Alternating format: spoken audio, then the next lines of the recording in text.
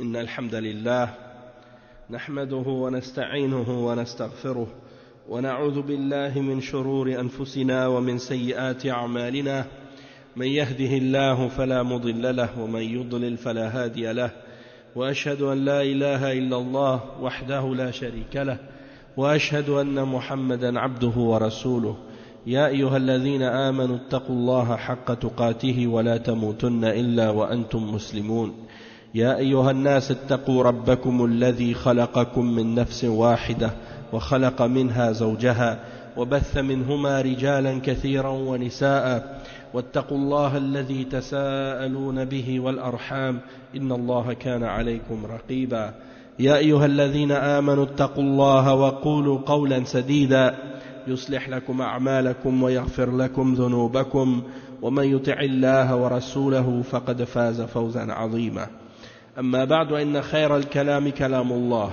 وخير الهدي هدي محمد صلى الله عليه وسلم وإن شر الأمور محدثاتها وكل محدثة بدعة وكل بدعة ضلالة وكل ضلالة في النار أما بعد. Alhamdulillah, on commence aujourd'hui le cours numéro 86 dans la lecture du tafsir de Surat al-Baqarah. Et dans le tafsir, on est dans le volume 2, on est au verset 185 dans tafsir al-Baqarah, toujours le verset qui parle du mois du Ramadan. Allah subhanahu wa ta'ala, il dit: Shahru Ramadan alladhi unzila fihi al-Qur'an hudan lin-nasi wa bayyinatin min al-huda wal-furqan faman shahida minkum ash-shahra falyasumhu wa man kana maridan aw ala safarin fa'iddatun min ayyamin ukhar يريد الله بكم اليسر ولا يريد بكم العسر ولتكملوا العدة ولتكبروا الله على ما هداكم ولعلكم تشكرون. Donc on va lire encore une fois la traduction du verset, puis on commencera la lecture de l'explication. Parce que le cheikh il a expliqué le verset déjà, on a expliqué certains aspects du verset. Le cheikh il veut élaborer sur d'autres points par rapport à ce verset-là. Parce que les règles du Ramadan c'est quand même assez élaboré, c'est-à-dire il y a plusieurs points à clarifier sur ces points-là. Donc le cheikh il veut essayer de toucher à plus de points possibles. Et le cheikh il dit donc il lit ce verset qui signifie: ces jours sont les mois de Ramadan au cours duquel le Coran a été révélé comme guide pour les gens et preuve claire de la bonne direction et du discernement. Donc, quiconque d'entre vous est présent en ce mois, qu'il jeûne, et quiconque est malade ou en voyage, alors qu'il jeûne un nombre égal d'autres jours, c'est-à-dire après le Ramadan. Allah veut pour vous la facilité, il ne veut pas la difficulté pour vous, afin que vous en complétiez le nombre et que vous proclamiez la grandeur d'Allah pour vous avoir guidé et afin que vous soyez reconnaissant. Donc ça c'est la signification ou les sens de ce verset-là, la traduction des sens de ce verset.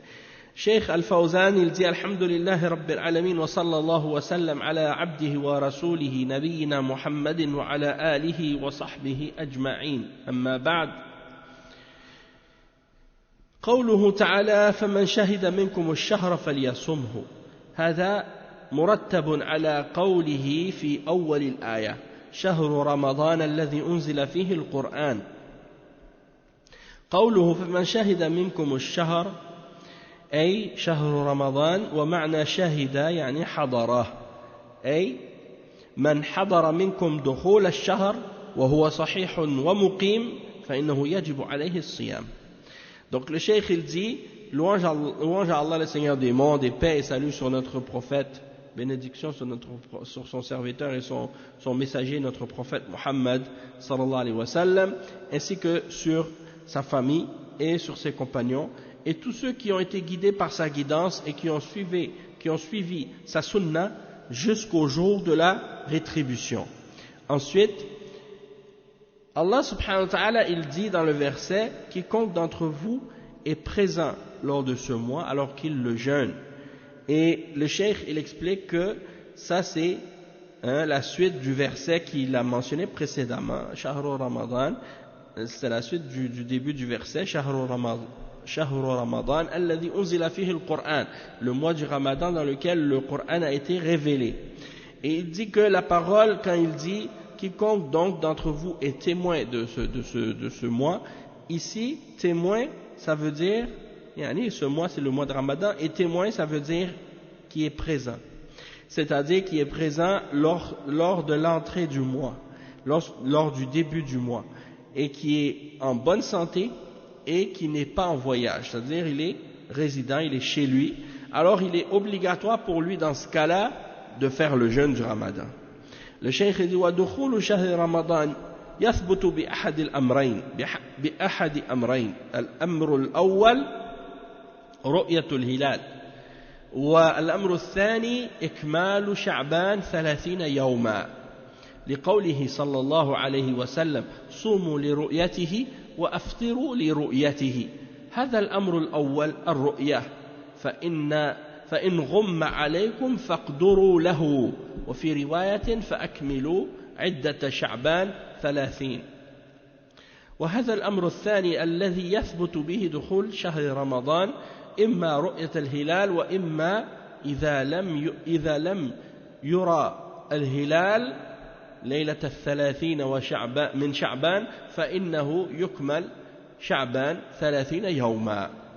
وهذان الأمران واضحان ولله الحمد وليس فيهما غموض. كل يعرف هذين الأمرين العلماء والعوام والبادية والحاضرة كلهم يعرفون هذين الأمرين إما رؤية الهلال وإما إكمال شعبان 30 يوما.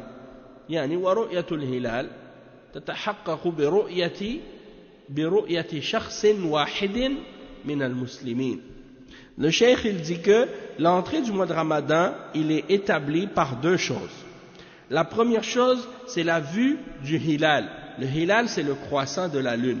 Le premier croissant qui apparaît, qui est le premier croissant de la lune, ça c'est ce qui détermine l'entrée du mois de Ramadan, le début du mois islamique.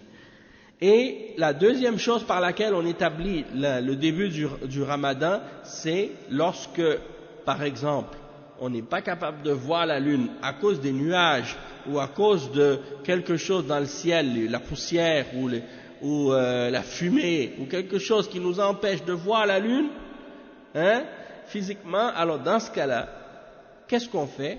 On complète le mois de Sha'ban comme si c'était 30 jours. Parce que le mois islamique peut être 29 ou 30 jours. Donc si, quand on arrive au 28 de Sha'ban, on essaie de voir le hilal.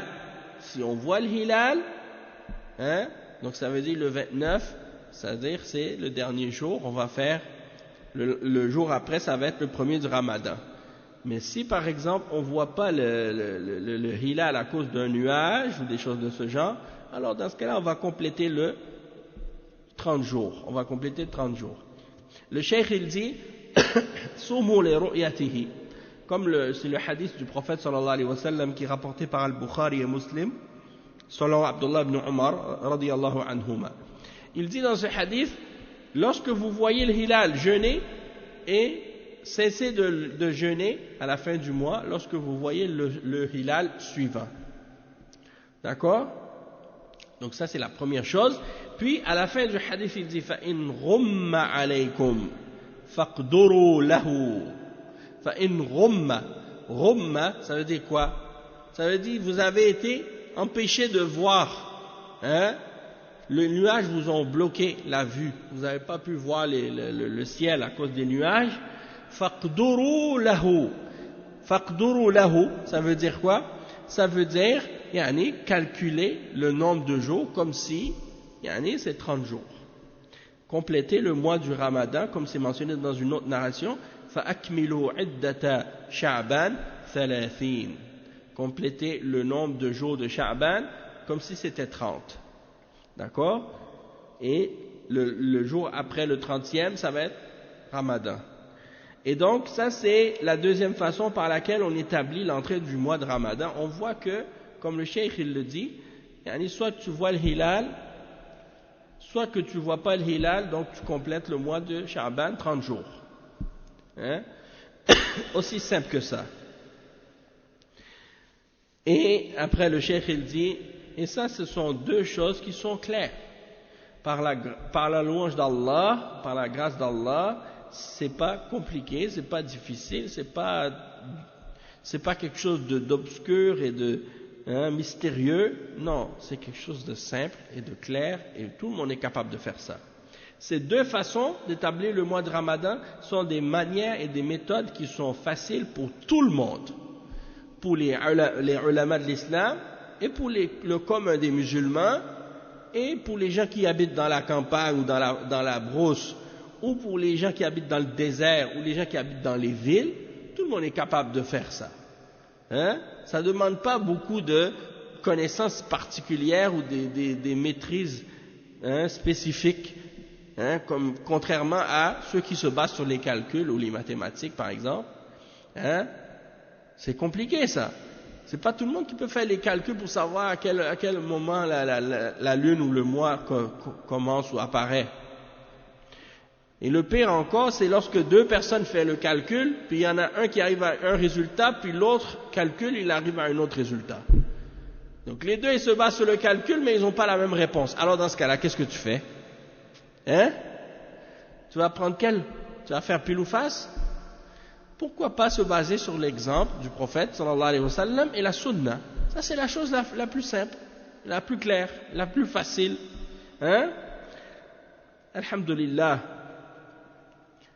Maintenant les gens ils divergent même sur des choses, même en dehors du Ramadan. L'autre jour c'était Ashura. Il y en a qui disaient non, Ashura c'est samedi, d'autres qui disaient que c'était dimanche. Subhanallah. Comment il y en a combien de lunes dans le monde? Il y a une lune ou deux lunes? C'est soit qu'on l'a vu, soit qu'on ne l'a pas vu. Et les autres ils disent non, mais l'Arabie Saoudite ils l'ont vu, ils ont dit c'est samedi. Et là il y en a d'autres qui disent non, c'est dimanche. Mais pourquoi quand quelqu'un il l'a vu, vous dites on va jeûner le lendemain, pourquoi vous ne jeûnez pas en même temps? Allah al-Musta'an. Donc le cheikh il dit cette méthode-là, elle est simple. Soit tu jeûnes à partir du moment où on voit le nouveau croissant de lune, le hilal, ou on complète 30 jours si par exemple c'est nuageux, on ne voit pas le ciel, on ne sait pas s'il y a eu le hilal ou non. Dans ce cas-là, on complète 30 jours. Le cheikh il dit, et on établit la vue du hilal par le témoignage d'une personne parmi les musulmans. L'entrée du mois de Ramadan, on témoigne de son entrée par le témoignage d'un musulman qui a vu le hilal. Si un musulman vient et dit j'ai vu le croissant de lune, on peut commencer à jeûner. Et il dit, la preuve de ça, c'est le hadith suivant. Il dit, bidalili hadith ibn Umar, radiyallahu anhuma, قال, ترى الناس الهلال. فأخبرت رسول الله صلى الله عليه وسلم أني رأيته فأمر الناس بالصيام. وفي حديث آخر أنه جاء أعرابي إلى النبي صلى الله عليه وسلم فقال إني رأيت الهلال. قال الحسن في حديثه يعني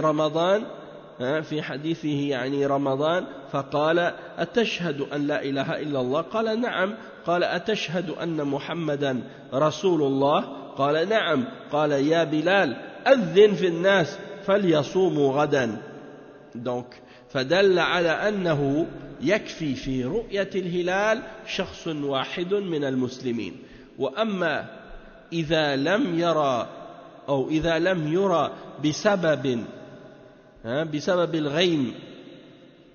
بسبب الغيم أو القطر الذي لا يتمكن الناس من رؤيته مع هذه الأشياء فإن الشهر يكمل 30 يوما شهر شعبان. Donc le cheikh il dit, la preuve de ça c'est dans le hadith de Ibn Umar radiyallahu anhuma. Il dit que les gens ils regardaient le ciel pour trouver le hilal, pour voir le hilal. Il dit j'ai informé le messager d'Allah sallallahu alayhi wa sallam que je l'ai vu. Alors le prophète sallallahu alayhi wa sallam a ordonné à tout le monde de jeûner. Hein? Ibn Omar, il a dit, j'ai vu le hilal. Hein? Le prophète sallallahu alayhi wa sallam, il a dit à tout le monde, ok, demain c'est Ramadan, on jeûne. Le témoignage d'une personne. Également, c'est rapporté par Al-Hassan, dans son hadith, à propos du Ramadan, qu'il y a un bédouin qui est venu voir le prophète sallallahu alayhi wa sallam. Et ce bédouin, il a dit, j'ai vu le hilal, j'ai vu le croissant. Le prophète sallallahu alayhi wa sallam lui a dit, est-ce que tu témoignes que rien ne mérite d'être adoré excepté Allah? Il a dit oui. Il a dit, est-ce que tu témoignes que Muhammad est le messager d'Allah? Il a dit oui. Alors il a dit, oh Bilal, fais le adhan pour informer aux gens qu'ils doivent jeûner demain. D'accord? Donc ça c'est un exemple pour dire que fais l'annonce, hein, fais l'annonce que demain on commence à jeûner. Donc il a demandé à Bilal de faire l'annonce et d'annoncer à tout le monde que demain c'est le début du Ramadan. Il dit ensuite, et ça c'est la preuve qu'il est suffisant pour établir qu'on a vu le hilal, le témoignage d'une seule personne parmi les musulmans. Tandis que si, à cause des nuages, ou à cause de la brume, ou à cause de la poussière, ou de quelque chose quelconque, qui nous empêche de voir le ciel, hein, on ne peut pas voir le ciel comme il faut, alors dans ce cas-là, qu'est-ce qu'on fait? On complète le nombre de jours de Sha'ban, 30. Aussi simple que ça. Hein? Wa alaykum assalam wa rahmatullahi wa barakatuh.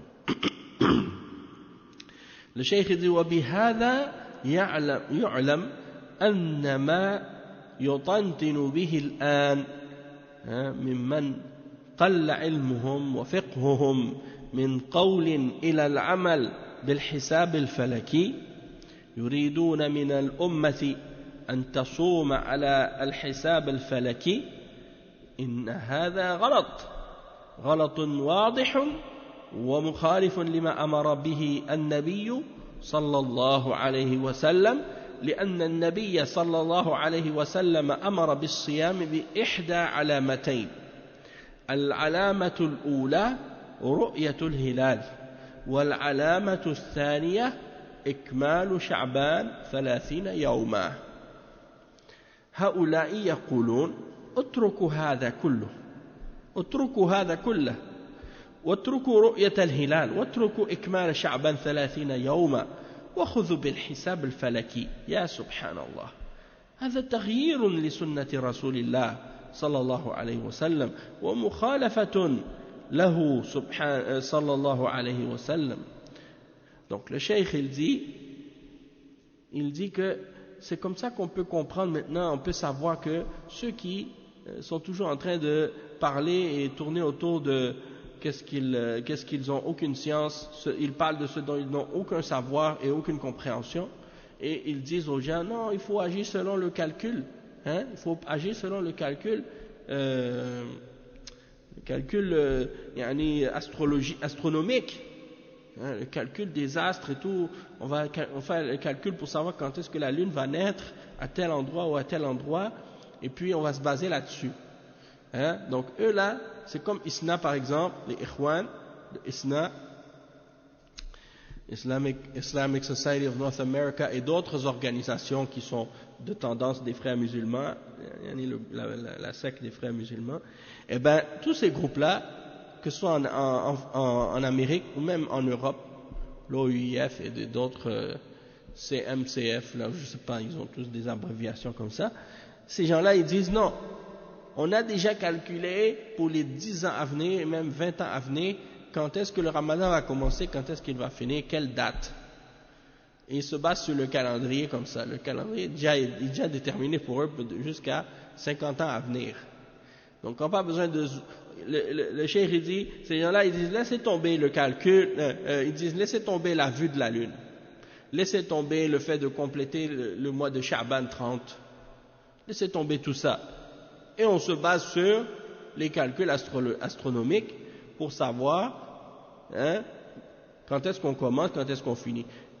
Un des arguments que j'ai entendu, subhanallah, ils ont dit, mais c'est parce que en fait, ils ont dit, pourquoi? Parce que maintenant, si on fait le calcul, on se base sur le calcul, comme ça c'est plus facile quand on veut dire à notre travail, à notre emploi, ou à l'école par exemple, on a besoin d'un jour de congé pour pour faire notre fête de Eid. Ça, c'est une de leurs excuses. Ils ont dit, mais comme ça, au moins quand on va dire à notre travail, oh non, mais c'est ça, on a une fête ce jour-là, on ne peut pas venir. Donc c'est pour ça qu'on va se baser sur le calcul, pour avoir un congé. Le jour de Eid. Qu'est-ce qu'il y a, c'est quoi le problème de prendre 2 jours de congé dans ce cas-là? Les chrétiens, quand ils font Noël, ils ont combien de jours de congé? Bien plus que ça. Subhanallah. Donc c'est pour dire, comment ils sont, c'est tout à fait ridicule cette histoire. Mais bon. Alors le cheikh, il dit, eux, ils veulent que les gens se basent sur le calcul. Et il dit, ça c'est une grave erreur, évidente. Et c'est en contradiction avec l'ordre du prophète Muhammad sallallahu alayhi wa sallam, parce que le prophète sallallahu alayhi wa sallam, il a ordonné de se baser sur 2 signes. Le premier signe, c'est ru'yatul hilal, la vue du hilal, et le deuxième signe, c'est ikmal sha'ban 30 yawma, s'il y a des nuages.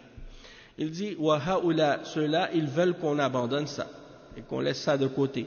On ne se base pas sur la vue du hilal, et on ne se base pas sur les 30 jours, si on ne peut pas voir le hilal, on se base que sur le calcul. Subhanallah. Il dit ça veut dire quoi? Ça veut dire que tu veux changer la sunna du messager d'Allah, sallallahu alayhi wa sallam. Ça veut dire que tu veux contredire la sunna du messager, sallallahu alayhi wa sallam. Et il dit également une chose aussi, c'est que le calcul, il dit وأيضا الحساب الفلكي عمل بشري يخطئ كثيرا. عمل البشر يدخله الخطأ كثيرا ليس بمعصوم.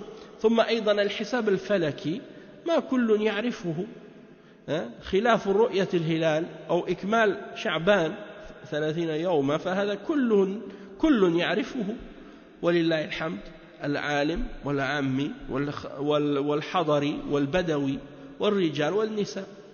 Donc le cheikh il dit également le calcul c'est un travail humain, c'est un acte humain et il y a beaucoup d'erreurs dedans. Quelqu'un peut se tromper facilement, comme je disais tout à l'heure.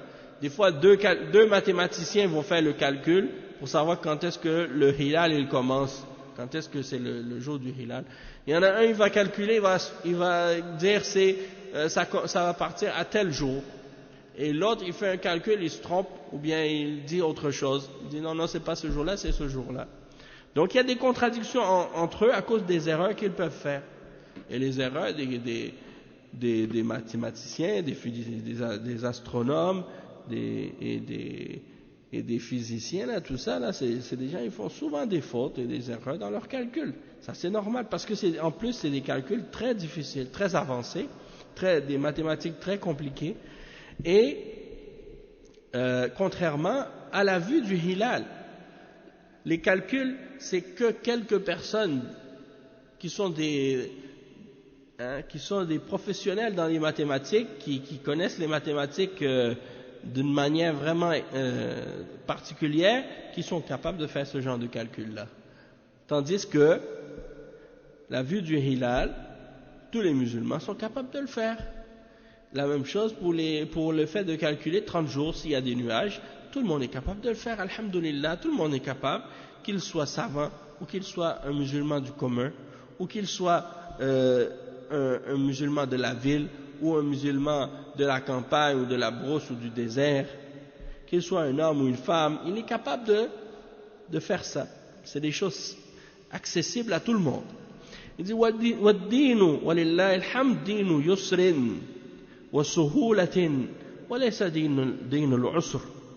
الحساب الفلكي هذا عسر على الأمة.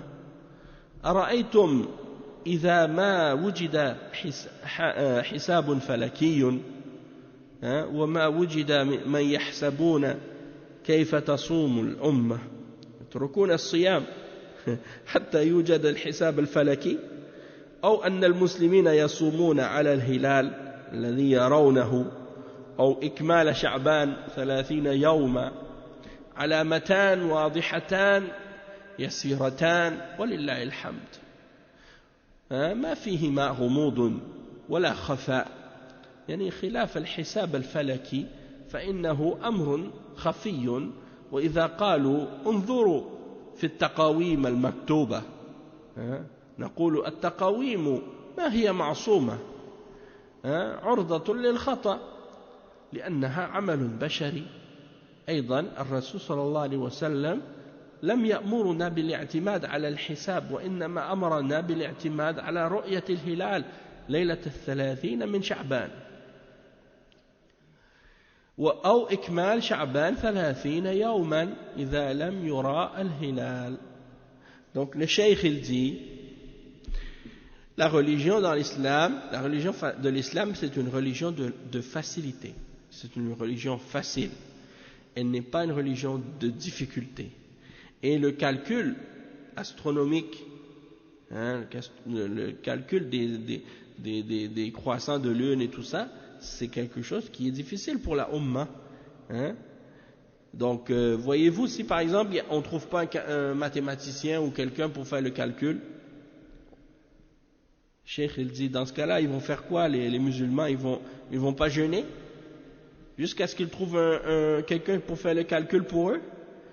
Ou bien les musulmans vont se baser sur le hilal, qu'ils peuvent voir facilement, ou bien sur le fait de compléter le mois de Sha'ban, 30 jours. Donc ça, c'est deux signes clairs et faciles. Tout le monde peut les suivre. Il n'y a pas d'ambiguïté, il n'y a pas de choses mystérieuses ou difficiles à connaître pour être capable de le faire. Contrairement au calcul. Ça, c'est une chose qui est subtile, qui est difficile, qui n'est pas accessible. Et donc, il dit, regarde, et d'autres ont dit, regardez les calendriers. Et le cheikh, il dit, les calendriers qui sont écrits ne sont pas infaillibles. Il peut y avoir des erreurs. Des fois, tu trouves deux calendriers et les deux, ils disent pas la même date. Subhanallah. Donc, ça, c'est un travail humain. Et donc, le cheikh, il dit, également, le messager d'Allah, sallallahu alayhi wa sallam, il ne nous a pas ordonné de nous baser sur le calcul, mais il nous a uniquement ordonné de nous baser sur la vue du hilal, la 30e nuit de Sha'ban, ou bien de compléter 30 jours, si on ne voit pas le hilal. وشبهة هؤلاء أنهم يقولون إن الناس يختلفون في الرؤية من بلد إلى بلد ومن إقليم إلى إقليم. نقول نعم، المطالع تختلف يعني حسب الأقاليم، فكل إقليم له رؤية فكل إقليم له رؤيته. إذا رأوه في بلادهم يصومون، وإذا رأوه في بلادهم إذا لم يروه في بلادهم يكملون شعبان 30 يوما. فقول الرسول صلى الله عليه وسلم صوموا لرؤيته وأفطروا لرؤيته فإن غم عليكم أو غبي عليكم فأكملوا عدة شعبان 30 يوما 30. هذا صالح في كل زمان ومكان، وكل إقليم يبعد عن الآخر تختلف الرؤية فيه فإن له حكمه، فيصومون برؤيتهم في إقليمهم ويفطرون لرؤيتهم. Donc le cheikh il explique ici, il dit que ils ont ramené comme un point ou un argument pour essayer de justifier le fait de se baser sur les calendriers et sur le calcul. C'est quoi l'argument qu'ils ont ramené? Un autre argument qu'ils ont ramené, c'est que les musulmans ont divergé sur la vue du hilal d'un pays à l'autre. Certains pays disent on l'a vu aujourd'hui, d'autres disent non c'est demain. Donc à cause de ça il faut se baser sur le calcul. Déjà le calcul des fois c'est pas une solution au problème, c'est une source du problème, parce que justement certains ont vu le hilal et d'autres se basent sur le calcul au lieu de se baser sur la vue, et donc à cause de ça ils refusent de jeûner en même temps que les autres, parce qu'ils disent non, nous on jeûne selon le calcul. Ajib, subhanallah. Après ils disent, si tu leur dis oui mais il y a quelqu'un qui a vu le hilal, eux ils disent oui mais selon le calcul le hilal ne peut pas être vu maintenant, donc on ne va pas jeûner. Ça veut dire qu'il rejette même la sunna à ce sujet-là. Comment il a pu comment, s'il est pas né, comment ça se fait qu'il l'a vu? Hein? Donc qu'est-ce que je dois croire? Ce que je vois ou qu'est-ce que toi tu calcules là? On se base sur qu'est-ce qu'on voit. Et le cheikh il dit, il est possible qu'il y ait également plusieurs vues selon la région dans le monde et selon le pays. Dans le sens qu'il y a des régions qui sont éloignées, très très éloignées l'une de l'autre. C'est-à-dire qu'ils sont capables de voir la lune dans cet endroit-là, tandis qu'ailleurs c'est pas possible. C'est possible, ça se peut. Hein, ça se peut parce que la terre elle est vaste et la terre elle est ronde. Donc peut-être que quelqu'un est en Arabie Saoudite, toi tu es ici au Canada, peut-être tu peux pas voir en même temps la lune. Hein? C'est possible qu'il y ait des différences. Maintenant là, comme là, maintenant il est 19h ici, au Japon là il est quelle heure? Hein? Ouais, non, c'est ça. Donc on n'est pas à la même heure tout le monde. Hein? Là-bas, eux autres, c'est demain déjà. Donc c'est pour ça. Hein? Donc le cheikh il dit, on se bat chacun sur son pays, il voit la lune et il jeûne avec le pays. Et ça c'est une des positions des ulama. Et la preuve qu'ils ont ramenée pour établir ça, c'est le hadith du prophète sallallahu alayhi wa sallam qui dit Sumu li ru'yatihi wa aftiru li ru'yatihi. Le hadith, le prophète sallallahu alayhi wa sallam il ordonne ça et il utilise le pluriel. Il dit Sumu wa aftiru. Ça veut dire ça c'est le pluriel. Il dit vous, il s'adresse à un groupe, à plusieurs personnes au pluriel. Jeûnez quand vous voyez le hilal. Et à la fin du ramadan, cessez de jeûner quand vous voyez le hilal. Hein? Et si il y a des nuages, complétez le nombre de jours de Sha'ban, 30. Donc ça c'est pour tous les endroits et pour toutes les époques, sans exception. Et donc s'il y a un pays qui est loin de l'autre, il ne peut pas voir en même temps ce que l'autre a vu. Donc chaque pays dans ce cas-là, chacun de ces pays-là vont avoir leur propre début et leur propre fin, selon la vue qu'ils ont dans leur pays, qui est possible pour eux. Ça c'est une opinion, parmi les opinions des ulama. Il y en a d'autres, il y a une autre opinion qui dit non. Du moment qu'un musulman l'a vu quelque part, alors c'est obligatoire pour tous ceux qui sont après de commencer le jeûne. Donc si on le voit par exemple, on va dire qu'au Japon ils ont vu le croissant. Au Japon ils ont vu le croissant. Dans ce cas-là, tous ceux qui sont après le Japon, ils doivent commencer à jeûner jusqu'à... Ça c'est une opinion. Ça c'est une opinion parmi les opinions. Il y a deux opinions là-dessus chez les ulama. Il y en a une opinion. Chaque pays qui est éloigné de l'autre, il jeûne selon qu'est-ce qu'il peut voir dans le ciel du hilal. S'il le voit, il commence à jeûner. Et l'autre opinion, c'est, même s'il ne l'a pas vu, mais qu'un autre pays musulman l'a vu, il y a un témoin qui l'a vu, dans ce cas-là, ils doivent commencer à jeûner en se basant sur le témoignage de ce musulman-là. Mais, comme on dit, wa alaykum salam, ça c'est un ijtihad. C'est un ijtihad, c'est-à-dire c'est un effort de compréhension des ulama. Chacun il a sa preuve. Et ils se basent les deux sur la même preuve, c'est ça, hein? Les deux ils se basent sur le même hadith. Les deux ils se basent sur le même hadith, mais ils le comprennent chacun d'une façon différente.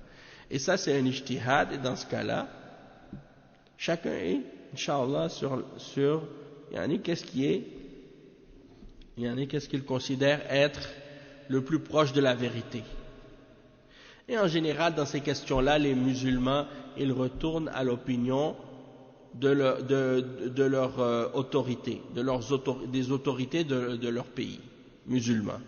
C'est-à-dire que si toi tu es dans un pays musulman et que les autorités religieuses dans ce pays-là, eux, ont déterminé que le ramadan commence tel jour, alors tu dois dans ce cas-là suivre qu'est-ce que les autorités de ton pays ont déclaré. C'est ça le principe en général.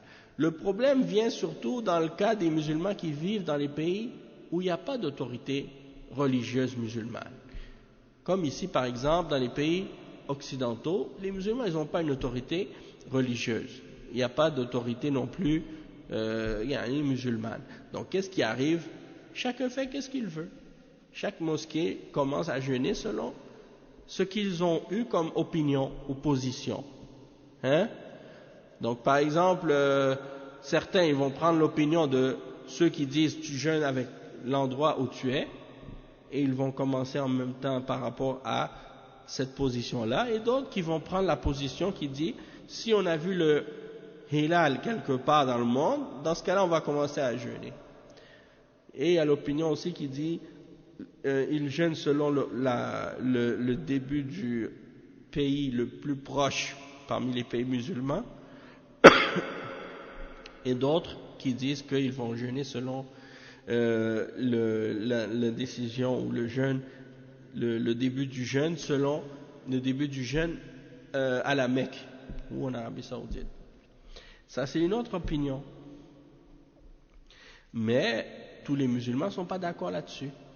Il y en a des musulmans qui veulent commencer avec leur pays, peu importe où ils sont. Donc s'ils vont dire par exemple, nous on est à Montréal, mais on veut jeûner avec le Pakistan parce que nous on est du Pakistan. Et les autres, ils viennent du Maroc, ils disent moi je veux jeûner avec le Maroc parce que moi je viens du Maroc. Et les autres, ils disent moi je viens du Bangladesh, je veux jeûner avec le Bangladesh. Donc, ça veut dire que on n'arrive pas toujours à s'entendre. Et une des raisons pour ça, c'est ça, c'est que de un, soit qu'on a pris une opinion parmi les opinions des ulama, donc on a divergé sur ça, ou bien qu'on diverge pour des raisons parce qu'on n'a pas d'autorité politique ou religieuse musulmane qui nous unit, ça c'est une autre cause, et aussi parce que le fait que chacun veut suivre son propre opinion. Et de toute façon, même le cheikh il le dit lui-même, s'il y a divergence des musulmans dans cette chose-là, c'est pas grave, parce que c'est pas une divergence qui est basée sur les passions ou les désirs, c'est une divergence qui est basée sur une différente compréhension des textes, et cette différence de compréhension entre les musulmans dans ces textes-là, elle est basée sur des preuves qui sont valables. Chacun il a son dalil, et le dalil c'est-à-dire les deux ils ont le même dalil, mais ils ont une compréhension qui est différente, et les deux compréhensions sont acceptables. Donc dans ce cas-là, il n'y a pas de problème de diverger là-dessus. Il y a des choses sur lesquelles les musulmans dans le monde actuellement divergent, qui sont beaucoup plus fondamentales et qui sont interdites, c'est-à-dire on n'a pas le droit de diverger à leur sujet, et ils divergent là-dessus. C'est des questions de la croyance, de la aqida, ils divergent.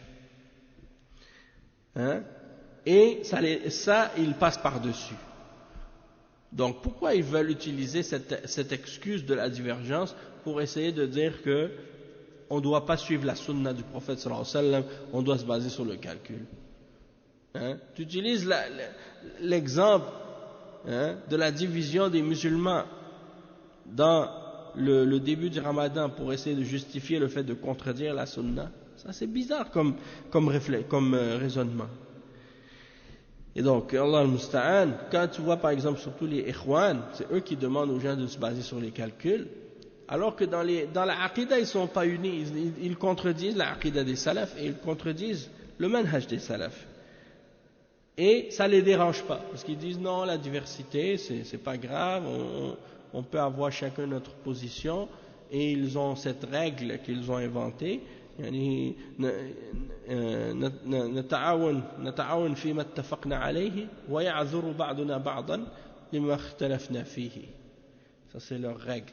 On collabore dans les choses sur lesquelles on a divergé, sur lesquelles on est d'accord, puis on s'excuse sur les choses dans lesquelles on diverge. Ça, c'est dans les questions qui ont rapport avec, même dans les choses qui ont rapport avec les bases de l'islam, et même les fondements de la croyance, ça ne les dérange pas.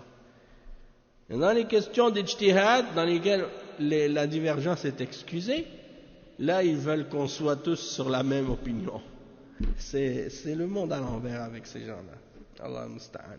Donc, le cheikh dit, قالوا هذا فيه اختلاف بين المسلمين أن ناسا يصومون وناسا يفطرون ونقول هذا الاختلاف لا يضر ولله الحمد ما زال المسلمون من عهد النبي صلى الله عليه وسلم وهم يصومون ويفطرون وما حصل بينهم اختلاف ما زالت الأمة تصوم وتفطر من عهد النبي صلى الله عليه وسلم ولا حصل في الأمة خلل ولله الحمد إذا كنتم تريدون توحيد الأمة كما تقولون فلماذا لا تعالجون العقيدة عقيدة التوحيد لماذا لا تدعون الناس إلى التوحيد وتنهونهم عن الشرك حتى تكون عقيدتهم واحدة فيتحدوا على لا إله إلا الله محمد رسول الله أما الناس مختلفون في دينهم هذا يعبد القبور والأضرحة وهذا يتبع غير الرسول صلى الله عليه وسلم ويتبع رئيسه أو حزبه ويتبع شيخ الطريقة التي ينتمي إليها وهذا الذي فرق الأمة ابتعادها عن كتاب الله وسنة رسوله صلى الله عليه وسلم وإخلالها بعقيدة التوحيد فلماذا يا من تحرصون على توحيد الأمة لا تدعون الناس إلى التوحيد وترك البدع والمحدثات وأن يكون الدين لله كما أمر الله سبحانه وتعالى وأن يكون القدوة رسول الله صلى الله عليه وسلم حتى تتحد الأمة أما أنكم تتركون الناس على عقائدهم الباطلة ونحلهم الفاسدة والبدع المحدثات ولا تعالجون هذه الأمور ثم تقولون وعليكم السلام ورحمة الله ثم تقولون الذي أحدث الإشكال الهلال يا سبحان الله الهلال ما أحدث إشكالا من عهد الرسول صلى الله عليه وسلم الذي أحدث إشكالا هو الشرك والبدع والخرافات فعالجوا هذه الأمور حتى تتحد الأمة كما كانت في سلفها الصالح إذا كنتم تريدون الغيرة على الأمة. Donc le cheikh il mentionne un point là, c'est vraiment intéressant ce qu'il explique. Il dit les musulmans ils ont été divergés, ils ont divergé entre eux. C'est-à-dire qu'il y a de la divergence entre les musulmans. Il y a des gens qui jeûnent, puis il y en a d'autres qui jeûnent pas. Il y en a d'autres qui font l'Eid, il y en a d'autres qui jeûnent. Parce qu'ils n'ont pas commencé en même temps, ils n'ont pas fini en même temps. Et ils ont dit, ça c'est de la divergence, c'est pas bien. Il faut que les musulmans font en même temps. Le cheikh il dit, ça c'est une divergence qui ne fait pas de tort. Ça dérange pas. Il dit, alhamdulillah, les musulmans depuis l'époque du prophète sallallahu alayhi wa sallam, c'était comme ça. Même à l'époque du prophète sallallahu alayhi wa sallam, les gens qui étaient dans une région, des fois ils brisaient le jeûne, et les gens de Médiane, ils brisaient le jeûne un autre jour. Ou bien ils faisaient l'Eid un autre jour. Pourquoi? Parce qu'ils étaient distancés l'un des autres, ils ne pouvaient pas communiquer, et des fois à un endroit il y avait des nuages, à l'autre endroit il n'y avait pas de nuages. Eux ils voyaient, eux ils ne voyaient pas. Et ça n'a pas créé de divergence ou de division entre les musulmans. Et donc, il n'y a pas de divergence qui sont créées à cause de ça. Tant que les musulmans jeûnent et cessent de jeûner, donc, depuis l'époque du prophète, il n'y a jamais eu des problèmes dans la Ummah à cause de ça. Il dit, si vous voulez vraiment unifier la Ummah, comme vous le prétendez, alors pourquoi dans ce cas-là, vous n'essayez pas de remédier aux problèmes qui existent chez les musulmans dans les questions de la aqidah et dans la aqidah du tawhid, l'unicité d'Allah.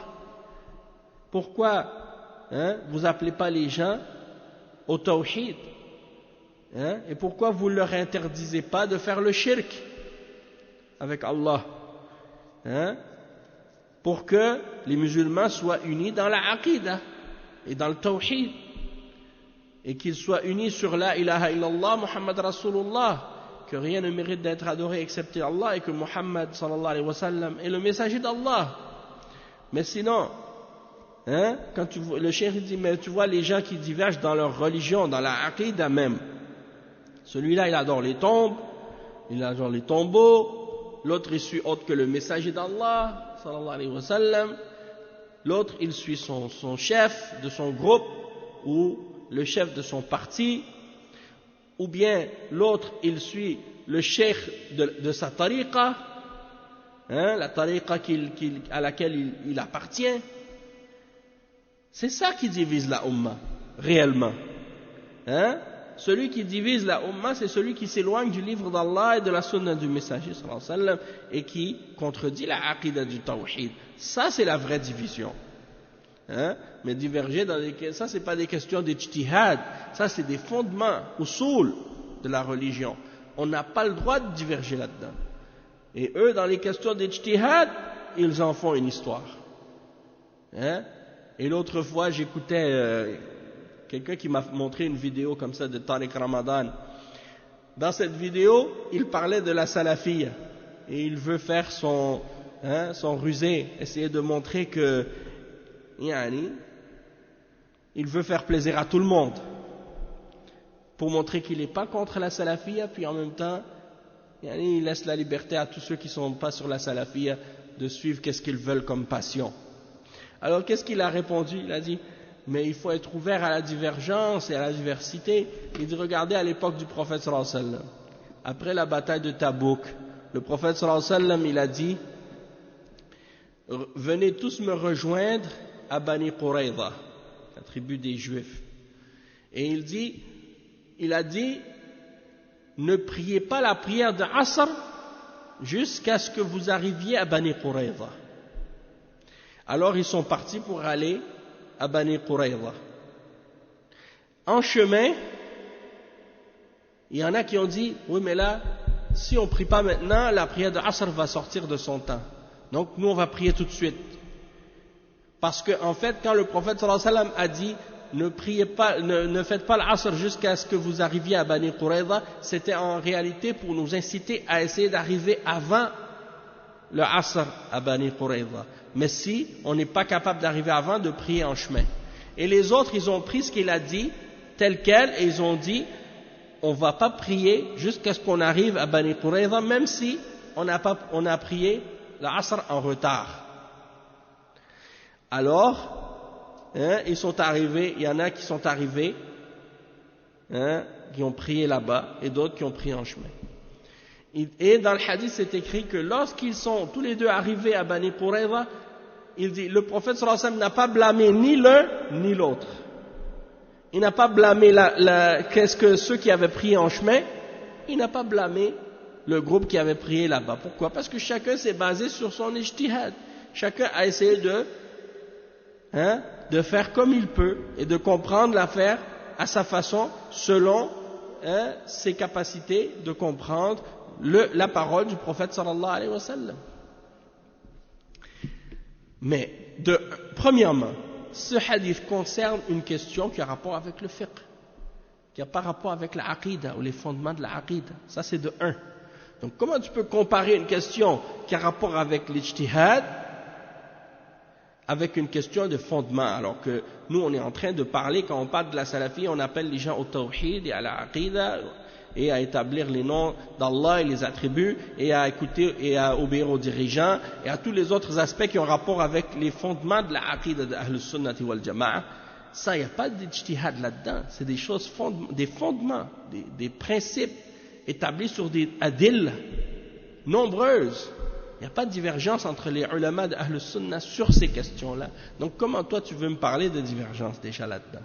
Deuxièmement, comme Ibn Hajar al-Asqalani il dit dans Fath al-Bari, à propos de ce hadith de Bani Qurayza, il dit, c'était à l'époque de la révélation.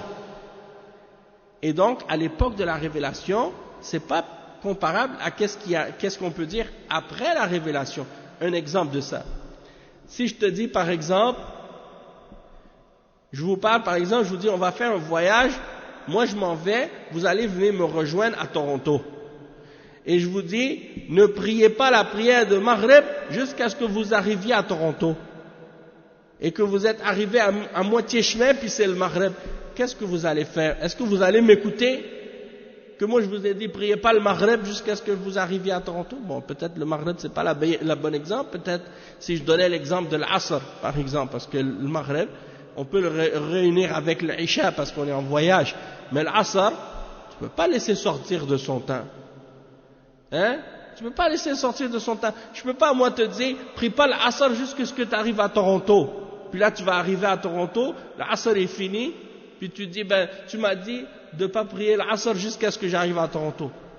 Oui, mais on sait, hein? Le Coran et la Sunna, la révélation, elle est complétée, elle est parfaite, hein? Elle est parachevée. On ne peut pas maintenant commencer à changer les heures des prières par rapport à l'ordre de quelqu'un. On retourne à l'ordre du prophète sallallahu alayhi wa sallam et aux principes qui sont connus dans le Coran, dans la Sunna à propos des heures des prières. Donc, de se baser sur ce hadith-là pour expliquer les divergences dans les ijtihad entre les ulama sur des questions sur lesquelles on peut faire l'ijtihad, ça, il n'y a pas de problème. Mais on ne peut pas utiliser ce hadith-là pour justifier les divergences dans la aqidah et dans les fondements et les usul et dans le manhaj de Ahl Sunnah wal Jama'a et essayer de dire que chaque secte il est libre de juger selon ce qu'il veut, selon ses passions. Ça veut dire tu prends le hadith, tu le prends comme un élastique, tu tires avec jusqu'à ce qu'il éclate. C'est pas ça, ça c'est jouer avec la religion. C'est pas ça que ce hadith-là signifie. Mais les gens à qui il s'adresse, la grande majorité d'entre eux sont des gens qui n'ont pas étudié l'islam, qui n'ont pas étudié les fondements de la aqidah d'Ahl Sunnah, qui ne connaissent pas les fondements de la aqidah des salaf et du manhaj des salaf. Et donc, ils s'imaginent que ce qu'il est en train d'expliquer, c'est quelque chose de vrai et de bien. Et ils se laissent tromper à cause de ça. Donc, le cheikh, il explique, il dit, si vous voulez vraiment unir les musulmans, alors, pourquoi vous appelez pas les musulmans au tawhid et à abandonner les innovations et les choses inventées dans la religion pour que la religion tout entière soit à Allah seul, comme Allah l'a ordonné lui-même, et de faire en sorte que pour vous, le modèle et l'exemple principal et fondamental que vous suivez soit le messager d'Allah sallallahu alayhi wa sallam, pour que la Ummah soit réellement unie. Hein? Mais de dire par exemple, non, chacun il peut rester sur la croyance qu'il veut, parmi les fausses croyances et les sectes et les déviations et les groupes de bid'a et les innovations, et vous dites non, chacun il peut rester sur la secte qu'il veut et suivre qu'est-ce qu'il veut comme désir, comme passion, et vous n'essayez pas de remédier à ces problèmes dans les fondements, puis après vous dites le problème qui divise les musulmans c'est le hilal. Ya subhanallah, il dit le hilal il n'a jamais été une cause de problème à l'époque du prophète sallallahu alayhi wa sallam.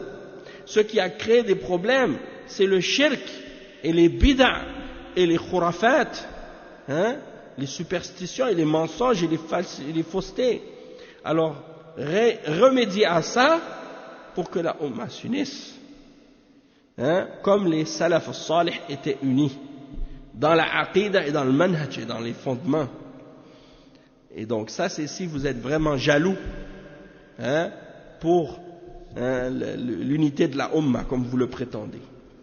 Il dit لماذا تعقدون الندوات والمؤتمرات من أجل توحيد الصيام بزعمكم ولا تعقدون المؤتمرات والندوات لمعالجة العقيدة وإصلاح العقيدة والنهي عن الشرك والأمر باتباع السنة وترك البدع والمحدثات. لماذا إذا كان فيكم غيرة على الأمة ما تعالجون هذا البلاء الذي أصاب الأمة وفرقها وشتتها؟ إذا كنتم صادقين في توحيد الأمة فاجمعوها على عقيدة صحيحة وعلى طريقة نبوية وعلى سنة الرسول صلى الله عليه وسلم، وحذروا من الشرك وحذروا من البدع والمحدثات حتى تفقه الأمة وتصلح عقيدتها وتصلح عبادتها من البدع، وحينئذ تتحد الأمة بإذن الله. وقال الإمام مالك رحمه الله: لا يصلح آخر هذه الأمة إلا ما أصلح أولها. الذي أصلح أول الأمة ما هو؟ أليس هو العقيدة؟ أليس هو اتباع الرسول صلى الله عليه وسلم وترك البدع؟ الذي فرق الأمة ما هو؟ الذي فرق الأمة البدع والمحدثات والشرك، هذا هو الذي فرق الأمة. فلماذا لا تتجه النية والعزم والعمل إلى معالجة هذا البلاء الذي أصاب الأمة في عقيدتها وفي عبادتها؟ هذا هو السبيل الصحيح. أما قضية الهلال والصيام فإنه ولله الحمد ما أحدث تفرقا. المسلمون ما زالوا يصومون من عهد النبي صلى الله عليه وسلم ويعملون بقول الرسول صلى الله عليه وسلم: صوموا لرؤيته وأفطروا لرؤيته وإن غبي عليكم فأكملوا عدة شعبان 30. ما زال على هذا الهدي النبوي وما حصل بينهم ولله الحمد لا فرقة ولا اختلاف. Donc on va traduire ça puis après on va s'arrêter. Le cheikh il dit, donc pourquoi vous insistez pour que les musulmans soient unis, comme on l'a expliqué, ça on a déjà traduit.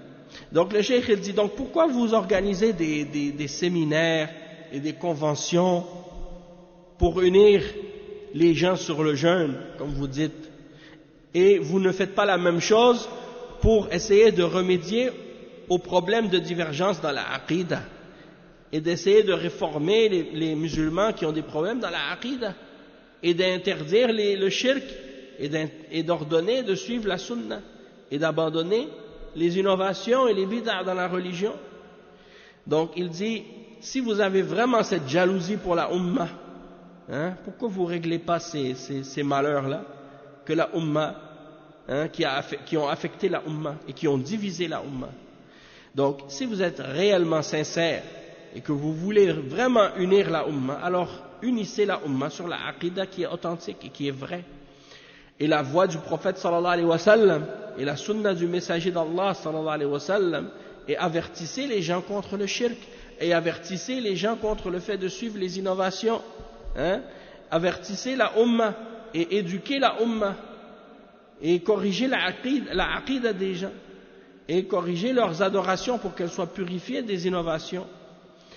Et c'est ainsi que la ummah pourra réellement être unie par la permission d'Allah. Et l'imam Malik, rahimahullah, il a dit, les derniers de cette ummah ne seront pas réformés excepté par ce qui a réformé les premiers de cette ummah. Les derniers de cette ummah ne seront pas réformés excepté par ce qui a réformé les premiers de cette ummah. Wa alaykum salam. Donc qu'est-ce qui a réformé les premiers de cette ummah? Est-ce que c'est pas la aqidah? Est-ce que c'est pas le fait de suivre la sunna du messager sallallahu alayhi wa sallam et d'abandonner les innovations? Et qu'est-ce qui a divisé les premiers de cette ummah? N'est-ce pas que c'est les innovations et les choses inventées et le shirk? N'est-ce pas ça qui a divisé les musulmans? Certes. Et donc il dit, dans ce cas-là, pourquoi vous n'orientez pas votre intention et votre détermination et votre travail dans le but de remédier à ce malheur qui a affecté la ummah dans sa croyance, dans sa aqidah, dans son adoration? C'est ça la voie correcte à suivre. En ce qui concerne la question du hilal et du jeûne, il dit, par la grâce d'Allah, ça n'a jamais créé de division entre les musulmans. Les musulmans ont toujours et continuent encore à jeûner comme c'était à l'époque du prophète sallallahu alayhi wa sallam, et d'agir selon la parole du prophète sallallahu alayhi wa sallam. Jeûnez lorsque vous le voyez et cessez lorsque vous le voyez, c'est-à-dire le hilal. Et si vous n'êtes pas capable de le voir à cause des nuages, complétez le nombre de jours de Sha'ban, 30. Et les musulmans ont continué à suivre cette guidance du prophète sallallahu alayhi wa sallam, et ça n'a pas créé de divergence et de division entre eux. Hein?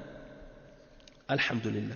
Donc on va s'arrêter ici pour aujourd'hui, puis on continuera la suite de ça au prochain cours, Inch'Allah, demain.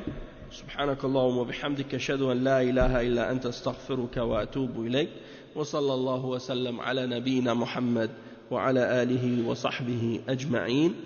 Je voulais m'arrêter avant, mais j'étais dans un point là, je ne voulais pas couper en plein milieu, donc j'ai complété, puis alhamdulillah wa iyyakum inshallah.